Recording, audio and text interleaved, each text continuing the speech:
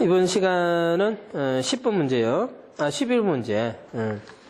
11번 문제입니다. 소방훈련을 실시하지 않아도 되는 특정 소방 대상물은 했습니다. 그래서 이제 문제가 뭐 뚝 이렇게 떨어진 것 같은데, 그 밑에 보면은, 뭐라고 나와 있냐면요. 근무자 및 거주자에게 소방훈련 교육을 실시해야 하는 특정 소방 대상물. 그래서 소방시설법 0제 26조에 이제 나와 있는 게 있어요. 거기 보면은, 이제 근무자나 거주자에게 소방훈련을 실시해야 되는 것들은, 거기 보면은 상시 근무하거나, 거주하는 인원이 10명 이하인 특정 소방 대상물을 제외한 거, 10명 이하인 특정 소방 대상물을 제외한 거. 그러면 이제 10명 이하면 안 해도 되고, 그지? 10명을 넘어가면 어때? 해야 된다는 얘기죠?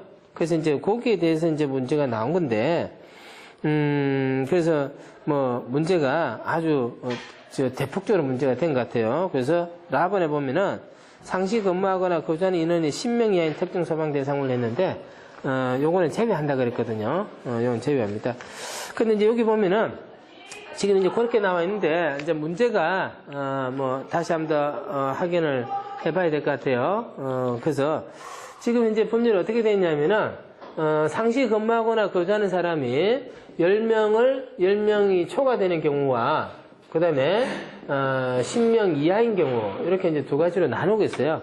두 가지로 이제 나누고 있는데, 10명을 초과하는 경우는 누가요? 관계인이, 상시 근무하거나 근무자나 거주자를 대상으로 소방훈련과 교육을 실시해요. 소방훈련과 교육을 실시하고, 그다음에 10명 이하가 되는 경우는 본부장, 소방서장이 관계인을 대상으로 해서 교육을 해요. 관계인을 대상으로 교육을 해요. 이때 이제 본부장 서장은 10명 이하일 때는 관계인에 대해서 이제 직접 하는데, 10명을 초과하면 관계인이 하도록 하고 있고, 이 관계인이 하는 것을 감독하는 게 누구냐면은 본부장하고 서장입니다. 본부장하고 서장이요. 그렇게 되어 있는데, 지금 이제 그 시행령 26조 이렇게 나오고, 이제 법 22조 22조가 이제 교육훈련에 관한 얘기인데, 요거는 이제 되었던 문제고, 그래서 보기가 이제 지금 현재는 좀 잘 안 맞게 되어져 있어요. 잘 안 맞게 되어져 있는데, 요렇게 정리를 해 놓습니다. 자, 그 다음에 이제 12번입니다. 소방시설업자의 지위를 선계한 자는 안전행정부령이 정하는 바에 따라서 누구에게 신고해야 되는가? 이렇게 되어 있습니다. 소방시설업자, 시설업 이렇게 되어 있는데, 소방시설업, 시설업은 세 가지가 있죠. 어떻게 세 가지야? 소방시설 설계업, 소방시설 공사업, 소방시설 감리업, 이렇게 세 가지예요. 그죠? 세 가지. 이 시설업을 하기 위해서는 그냥 할 수 있는 게 아니야. 소방 설계 아무나 할 수 있는 게 아니고, 소방공사 아무나 할 수 있는 게 아니에요. 뭘 해야 되느냐? 시설업을 하기 위해서는 등록이라는 절차를 거쳐야 돼요.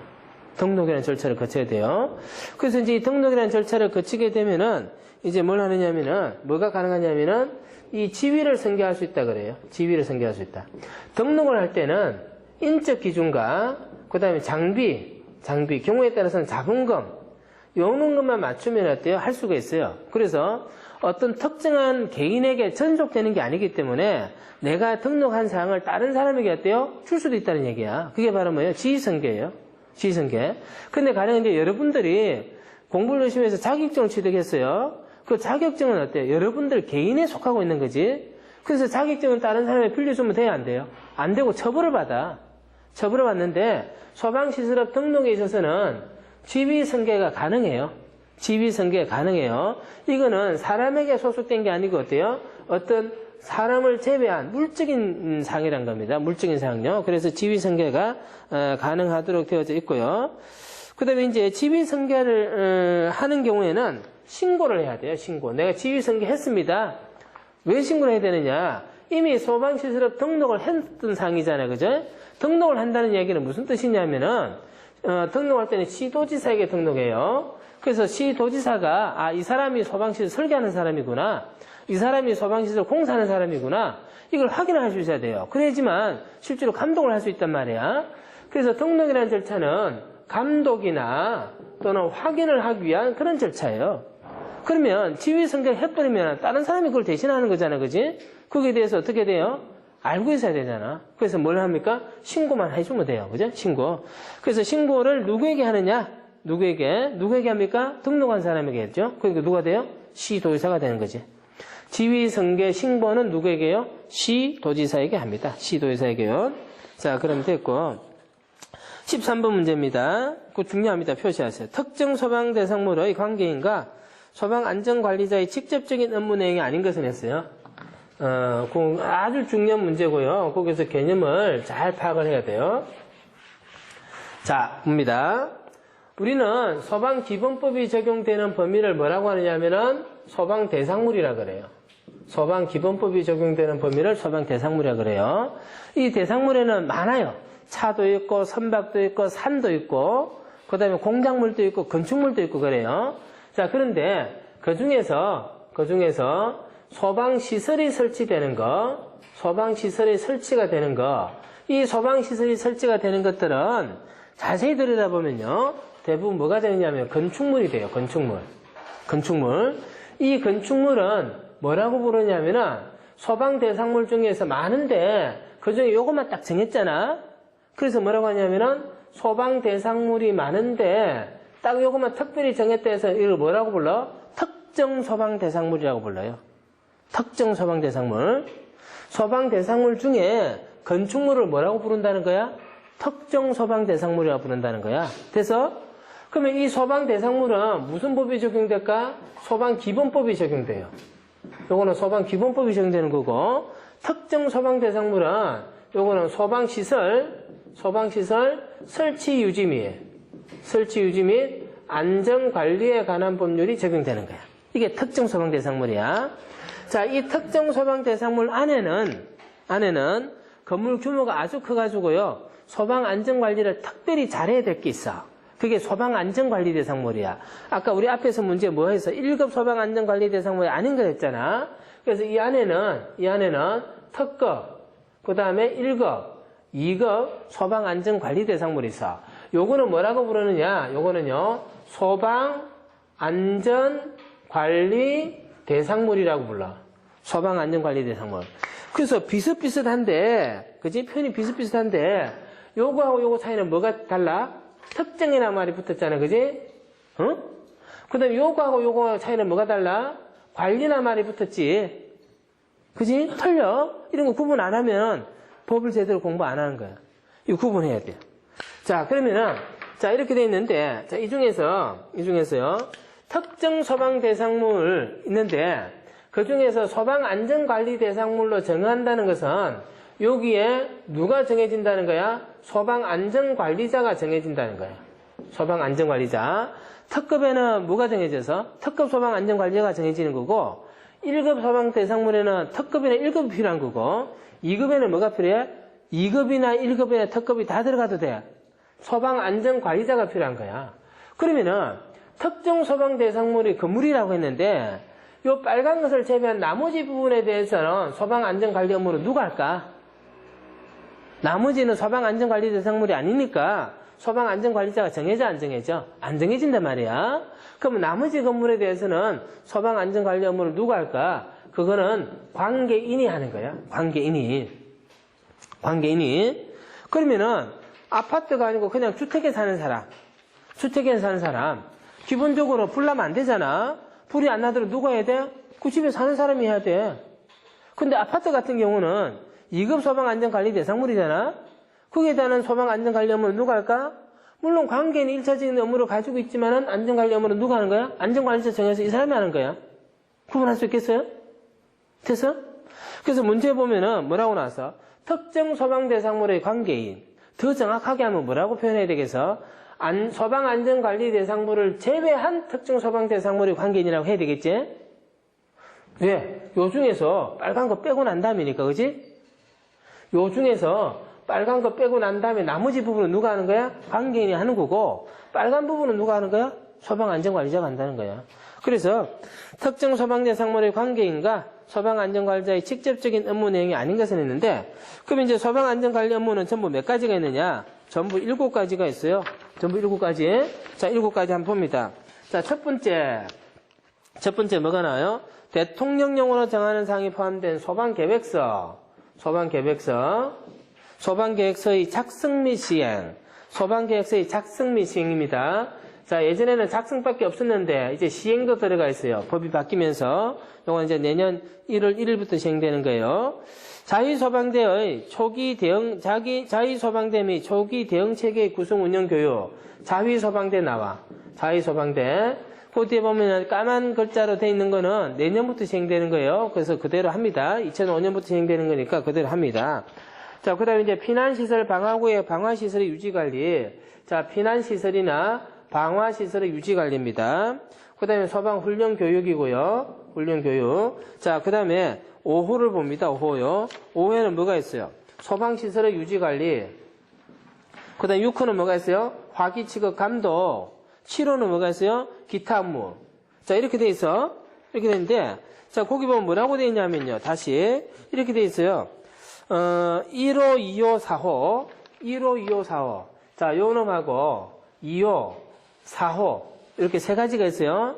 소방계획서 작성 시행과 자위소방대 초기 대응체계의 구성 운영, 그 다음에 훈련교육. 요 세 가지. 요 세 가지는 관계인은 할 수 없어요. 관계인은 할 수 없어요. 그러면 관계인이 하는 소방 안전관리 업무는 뭘 하는 거야? 4개밖에 안 돼. 관계인은 피난 방화, 그 다음에 소방시설, 그 다음에 화기취급 감독, 기타 업무. 요거는 누가 하는 거야? 관계인이 해. 그러면 소방안전관리자는 어떻게 할 수 있어? 이거 다 할 수 있어요. 소방안전관리자는 다 할 수 있어. 그래서 시험 문제가 어떻게 나오느냐? 이렇게 나와. 제일 정확한 문제가 이거예요. 소방안전관리자의 고유 업무에 해당하지 않는 것은 이런 문제 나와. 소방안전관리자만 할 수 있는 것은 몇 가지야? 3가지잖아. 그지? 소방계획서 작성 시행, 자위소방대, 초기 대응체계, 그 다음에 훈련교육 3가지. 요 3가지는 소방안전관리자만 해요. 그러니까 소방안전관리자 7가지 업무를 다 할 수 있고 관계인은 3가지를 빼고 4가지만 할 수 있는 거야. 그지? 시험 문제 그렇게 돼도 할 수 있겠죠? 소방안전관리자의 고유 업무에 속하지 않는 것을 이렇게 문제 낼 거야. 응? 할 수 있겠죠? 그렇게 구분합니다. 자, 요거 중요합니다. 중요하니까 시험 문제 잘 나오고 중요해요. 표시를 해 놓습니다. 자, 14번 문제 갑니다. 다음 화학물질 중에서 제6류위험물에 속하지 않는 것은 했어요. 제6류위험물은 그 성질이 어때요? 산화성 액체지. 그지? 산화성 액체. 우리는 위험물에 대해서 공부를 많이 했어요. 1, 2, 3, 4, 5, 6류. 이렇게 하는데, 6류는 산화성 액체예요. 산화성 액체. 자, 거기에 해당하지 않는 것인데, 산화성 액체는요, 뭐가 붙을까요? 무슨 산 붙겠죠? 무슨 산 붙는데요. 과염소산, 과산화수소, 질산. 그 밖에 안전행정무령으로 정하는 거, 그걸 함유하고 있는 거, 이렇게 나오는데, 황산은요, 제6류에 해당하지 않습니다. 황산이 틀렸습니다. 그거는 그대로 보면 열어보면 되겠고, 6류는 지정 수량이 전부 다 몇 킬로그램이에요? 300kg. 300kg. 그것도 이제 보면서 외우면 좋겠고, 그 다음에 그 밑에 나오는 질산은 시험 문제 많이 나왔어요. 질산. 산화성 액체, 과산화수소, 질산은 비중이 얼마? 1.49 이상인 것만 위험물로 보는 거야. 1.49 이상인 것만 위험물로 봅니다. 자, 그래서 산화성 액체 중에서 질산, 여기 시험 문제 많이 났어요. 그렇게 확인하면 되겠죠, 그죠? 자, 그 다음에 이제 15번. 소방본부장 또는 소방서장의 건축 허가 동의를 받아야 하는 범위로서 거리가 가장 먼 것은, 자, 그 문제도 표시합니다. 그 문제도 표시하고요. 시험 문제 잘 나와요. 아마 나중에 여러분들이 이제 그 자료를 쭉 같이 한꺼번에 쳐다보면요. 시험 문제 나오는 것만 맨날 나와. 봐봐. 자, 거기 보면은 건축허가 등의 동의. 건축허가 등의 동의는 뭐예요? 우리는 건축물을 건축하려고 그래요. 자, 이 건축물을 건축하기 위해서는 뭐를 받아야 돼요? 허가를 받아야 돼요. 허가를 받아야 돼. 그러면 건축물의 허가는 누가 해주느냐? 허가권자가 누가 되느냐? 시장, 군수, 구청장이 허가권자예요. 시장, 군수, 구청장이 허가권자고요. 특별시장, 광역시장도 건축물을 허가할 수 있습니다. 특별시장, 광역시장. 자, 그런데 이제 이 사람이 건축물을 허가하기 전에 뭐가 필요하냐? 건축법에서는 건축물의 안전이라든지 이런 것들에 대해서 규정을 하고 있는데 뭐에 대한 문제가 생기느냐? 건축물에 화재가 발생했을 때 어떡할 거냐? 화재가 발생했을 때는 뭐가 필요해요? 소방시설을 설치해서 불을 끄야 되잖아요? 그럼 이제 소방시설을 설치를 해야지만 건축물이 제대로 된 기능이 나온단 말이야. 그런데 이 허가권자가 이 건물에 소방시설이 제대로 설치가 되었는지 안 되는지를 잘 몰라요. 잘 모르기 때문에 그러면 소방시설에 대해서는 누가 잘 알까? 본부장이나 소방서장이 잘 아니까 허가권자가 시장건축구청장이 본부장, 서장 보고 어떻게 하느냐? 내가 이 건축물을 허가를 해주려고 하는데 소방시설이 제대로 잘 됐어요, 안 됐어요? 확인 좀 해주세요. 이렇게 하는 거야. 그래서 뭘 요구해? 동의를 요구하는 거야, 동의를. 이게 뭐예요? 건축허가 등의 동의라고 하는 거야. 그러면 건물의 규모가 조그만한 것들은 이렇게 동의를 받을 필요가 있을까, 없을까? 없어. 없어. 그래서 동의 대상물이라고 하는 것은 일정 규모가 넘어가는 경우에 대해서 동의를 받아야 된다 하는 거죠. 그러면 그게 얼마냐? 그 밑에 보면요. 어떤 경우냐? 해설해 보면요. 1호부터 6호까지 쭉 나와 있어요. 거기서 찾아서 맞추면 되는 거야. 거기서 찾아서 맞추면 되는 거야. 그럼 이거 어떻게 다 외웁니까? 그치? 한참 외워야 되겠지, 그치? 근데 문제 풀어가면서 하나하나씩 맞추면요. 금방 외워집니다. 자, 오늘은 맞춰보기만 하겠습니다. 노유자 시설, 연면적 200제곱미터 이상인 건축물 했습니다. 자, 노유자 시설 한번 찾아보세요. 1호에 남옥에 있죠? 1호에 남옥에 있어요, 그죠? 자, 노유자 시설 및 수련 시설 얼마 돼서 200제곱미터. 200제곱미터. 근데 200제곱미터라는 것은 면적은 연면적이 있고 바닥면적 합이 있어. 1호에 보니까 뭐라고 나왔어? 연면적 나와있지? 자, 그래서 노유자 시설은 연면적 200제곱미터 이상이면은 건축허가의 동의가 필요합니다. 자, 그 다음에 두 번째. 무창청이 있는 건물에서 바닥면적이 150제곱미터 이상인 층이 있는 거. 자, 무창청 찾아봅니다. 무창청은요, 4호에 보면 나와요. 지하층 또는 무창청이 있는 건물로서 바닥 면적이 얼마? 150 이상인 거. 맞죠? 그 다음에 다 갑니다. 특정 소방 대상물 중 위험물 저장 처리 시설과 지하고 나옵니다. 자, 위험물 저장 처리 시설과 지하고 5호에 보면 나오죠? 그거 맞아요, 그죠? 자, 근데 라번에 갑니다. 차고 주차장으로 사용되는 층 중 바닥 면적이 100제곱미터 이상이 있는 층하고 나오는데, 자, 차고 주차장 2호에 보면 나오는데 감옥이 얼마가 나와요? 200이 나오죠? 그래서 그게 답인 거야. 그래서 그게 답인 거야. 자, 15번 표시해 놓습니다. 표시해 놓고요. 다르게 문제 내도요.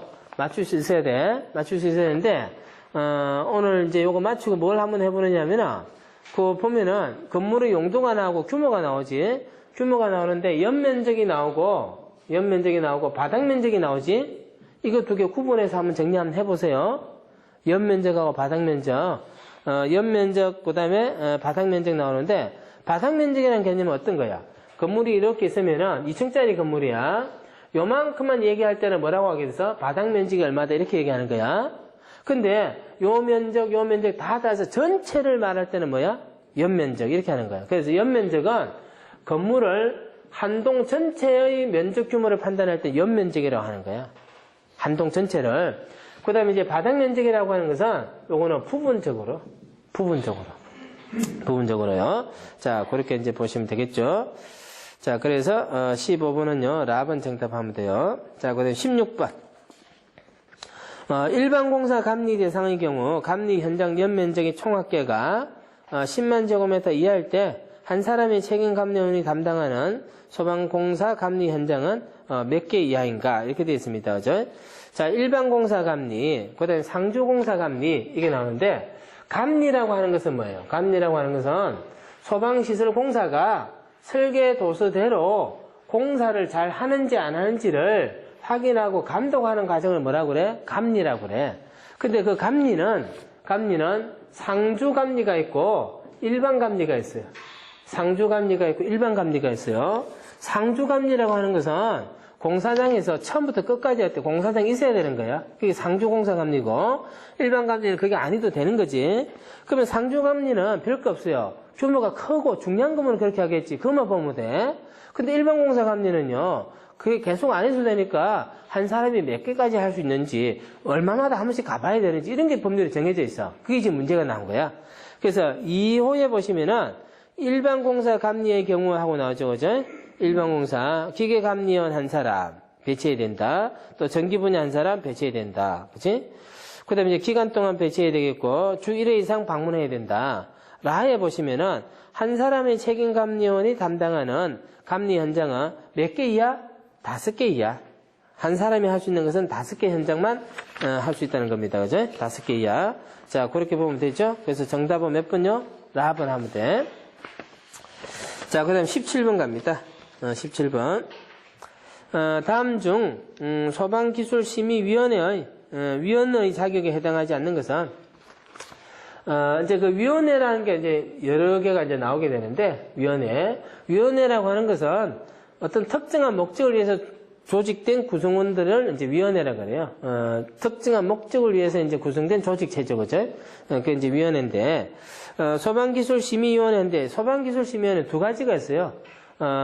중앙소방기술심의위원회가 있고, 지방소방기술심의위원회 이렇게 두 가지가 있어요. 두 가지가 있는데, 이제 거기에 이제 위촉될 수 있는 사람이 이제 누구냐 하는 거예요. 그죠? 중앙위원회는 소방기술사, 석사 이상 학위소지자, 소방시설관리사, 뭐 이렇게 쭉 나옵니다. 쭉 나오는데, 지금 이제 우리 문제에서, 중앙위원회하고 지방위원회 이렇게 이제, 구분을 하지 않고 있는데, 그죠? 중앙위원회는 5가지 이제 경우가 나오고, 지방위원회 안 봅니다.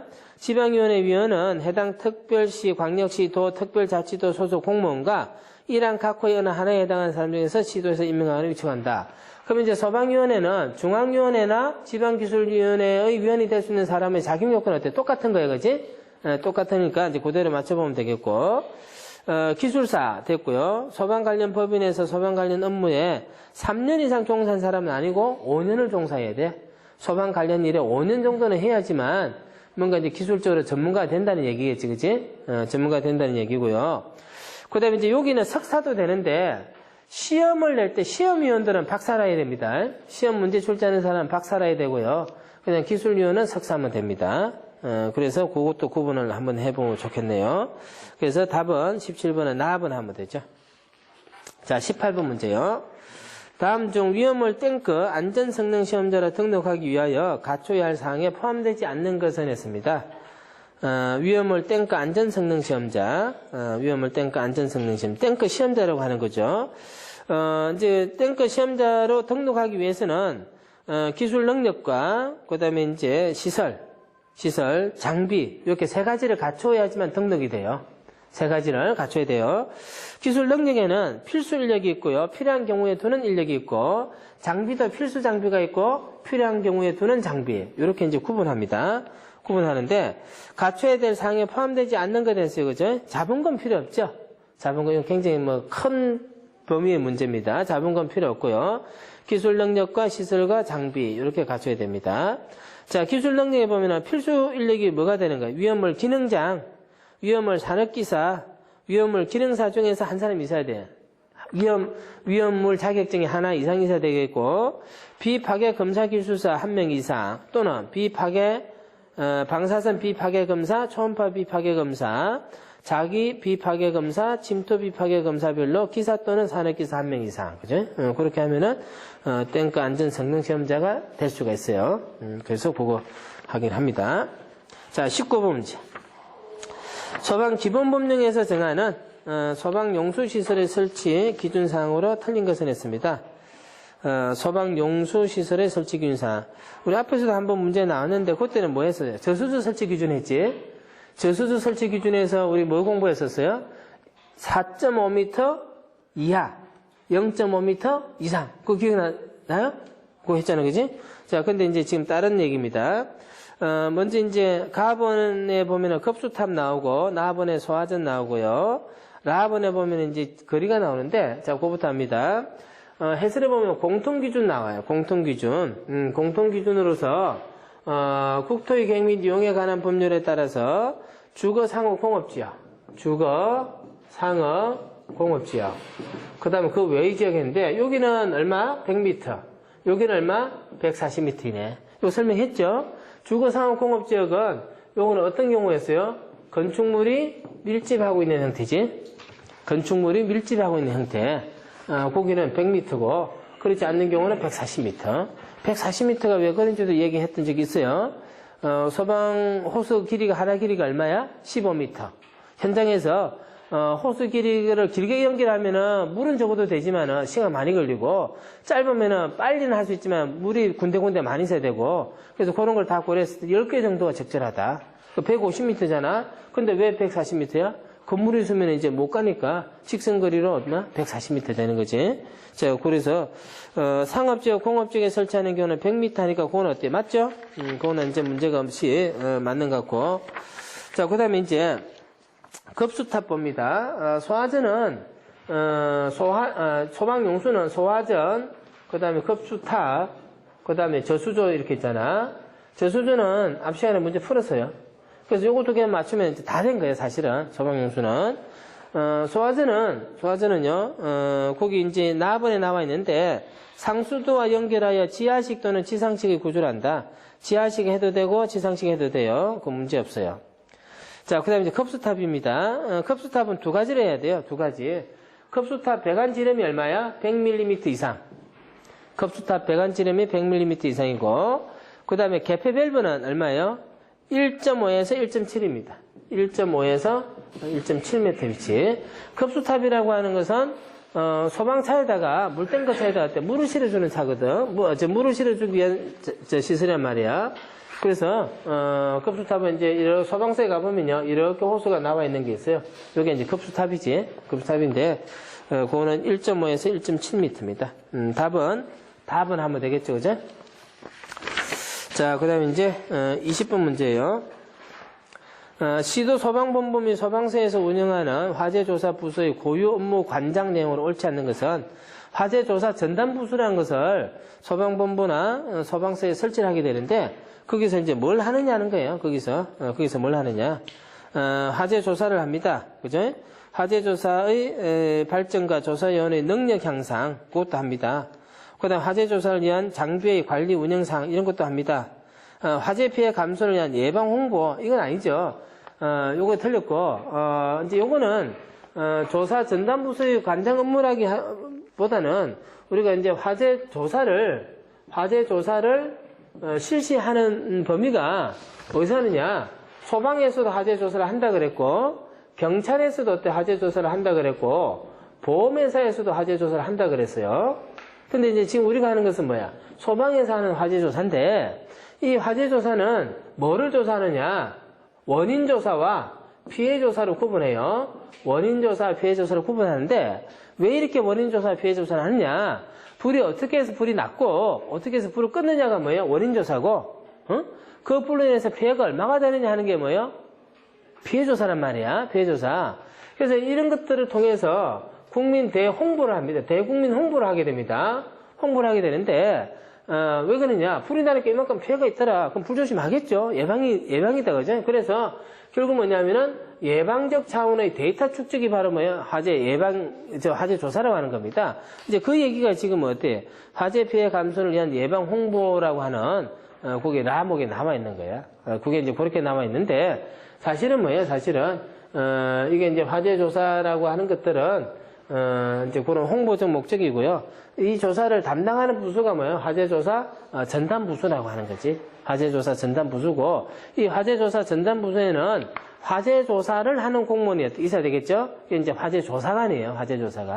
화재조사관입니다. 그래서 그렇게 보면 될 것 같고, 화재조사에는 지금까지는 뭐가 문제가 제일 많이 나왔냐? 화재조사를 언제부터 합니까? 언제부터 하느냐? 소활동 하기 시작할 때부터 해요. 소활동 하기 시작부터. 그럼 소활동 언제부터 하는데? 소방서에 딱 신고가 되면요. 화재 사실이 신고가 되면 그때부터 소활동 하는 거예요. 그럼 소방서에 화재 사실이 신고된 시점 뭐라 그래? 각지 시점이라 그래, 각지. 소방관서에서 화재 사실을 알았다는 거지, 그지? 각지라고 하는 거예요. 이때부터, 화재 조사 활동을 하기 시작하는 거예요. 그러면 되겠죠, 그죠? 자, 그렇게 해서 이제, 20번 문제까지 이제 다, 풀어봤습니다. 풀어봤고, 이번 시간에 거기까지 정리하도록 할게요.